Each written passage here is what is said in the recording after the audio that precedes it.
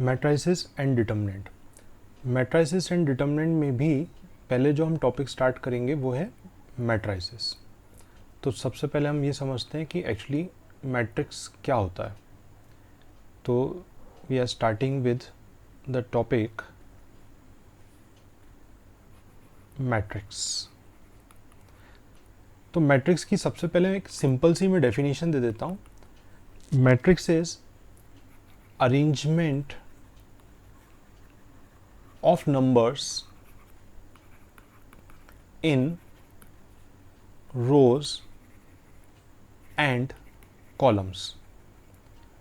For example, a matrix A 2 3 -1 4 5 0।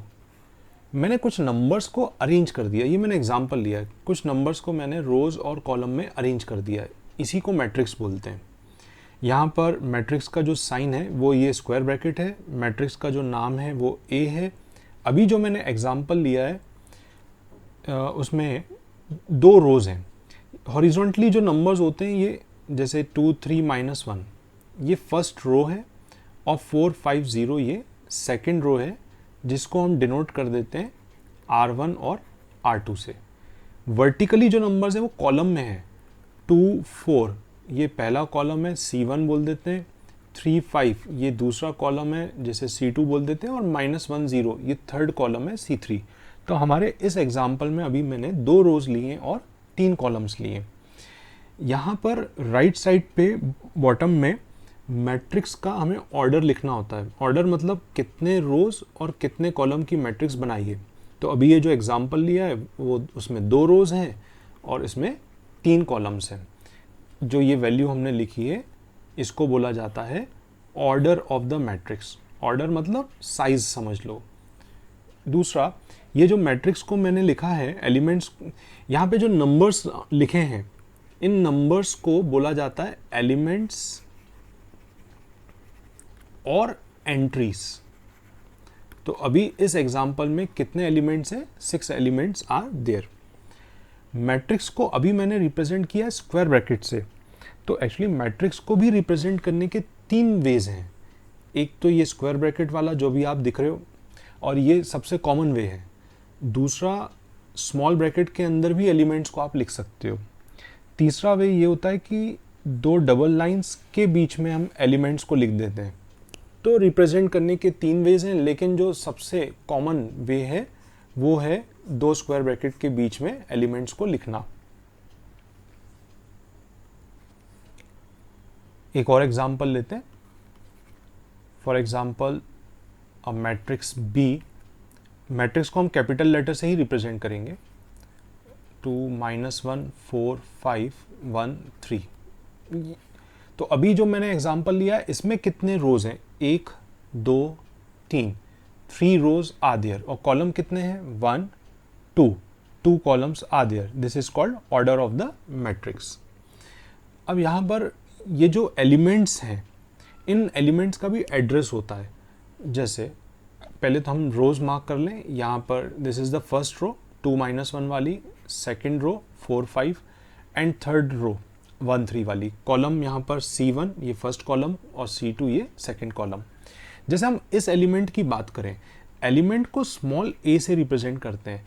अब ये वाले एलिमेंट का एड्रेस क्या है? ये फर्स्ट रो के फर्स्ट कॉलम में, तो इसे A11 लिख देते हैं और इसकी जो वैल्यू है वो कितनी है? 2। जैसे इस एलिमेंट की बात करें तो इस एलिमेंट को आप क्या लिखोगे? A, और एड्रेस क्या है इसका? फर्स्ट रो सेकंड कॉलम, तो A12 और इसकी जो वैल्यू है वो -1। फॉर एग्जांपल इसकी बात करें तो ये सेकंड रो के सेकंड कॉलम में, तो इसको ऐसा रिप्रेजेंट करेंगे A22 and the value is 5। ये एलिमेंट्स को रिप्रेजेंट करने का वे है। नेक्स्ट क्वेश्चन में, construct a 3x2 matrix whose elements are given by Aij is 2i - j। अब इस क्वेश्चन में हमें जो मैट्रिक्स बनानी है उसका ऑर्डर दिया है 3x2। तो पहले एक फॉर्मेट बना लेते हैं। 3x2 डेट मीन्स 3 रो और 2 कॉलम।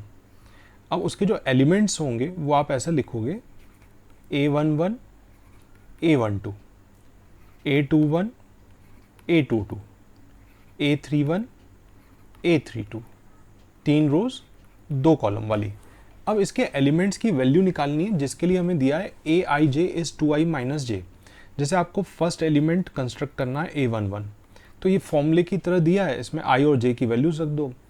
i पहले वाले के लिए i भी 1 और j भी 1, तो ये बन जाएगा 2 into 1 minus 1 that is 1।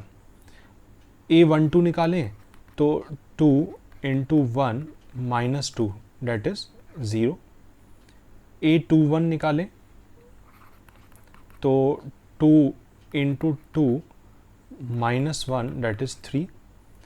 A12 find करें, 2 into 1 minus 2 that is 0। A22 that is 2 into 2 minus 2 हो जाएगा।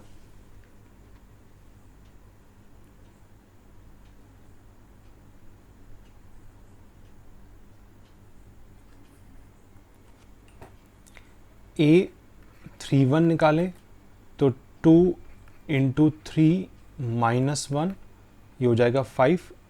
A32 भी निकालना है, ये एलिमेंट शायद 2 बार निकाल लिया, तो A32 जब आप निकालोगे तो ये हो जाएगा 2 इंटू 3 माइनस 2 डेट इज़ 4।